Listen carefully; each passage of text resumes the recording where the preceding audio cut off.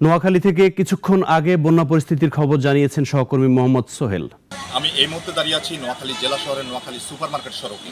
এই সড়কটি হাঁটু পরিমাণ পানিতে নিমজ্জিত হয়ে রয়েছে। শুধু এই সড়কটি নয়, নোয়াখালীর প্রত্যেকটি অফিস আদালত এবং বাসাবাড়িতে পানি ঢুকে পড়েছে।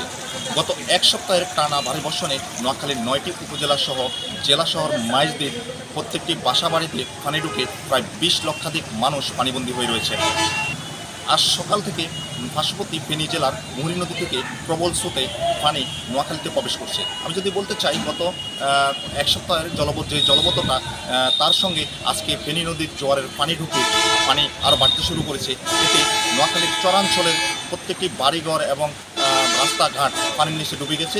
এতে মানুষের যেই আমন ধানের বীজতলা এবং শাকসবজি সহ মাছের ঘের ডুবে সাধারণ মানুষের চরম ক্ষতি হয়েছে এবং লাখ লাখ মানুষ চরম দুর্ভোগের মধ্যে জীবনযাপন করছে।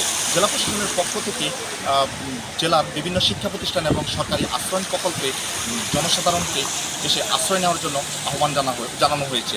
এখান থেকে বাংলাদেশ সেনাবাহিনী এবং পুলিশ ও আইনশৃঙ্খলা বাহিনীর অন্যান্য সদস্যদের সহযোগিতায়, এছাড়া বিভিন্ন স্বেচ্ছাসেবী সংগঠনের সহযোগিতায় বনবাসী মানুষজন আশ্রয় কেন্দ্রে আসতে শুরু করেছে। জেলা প্রশাসনের পক্ষ থেকে এই আশ্রিত মানুষের শুকনো খাবার এবং সুপেয় পানির ব্যবস্থা করা হয়েছে। আবহাওয়া অধিদপ্তরের তথ্য মতে গত 24 ঘন্টায় নোয়াখালীতে প্রায় 146 মিলিমিটার বৃষ্টিপাত রেকর্ড করা হয়েছে।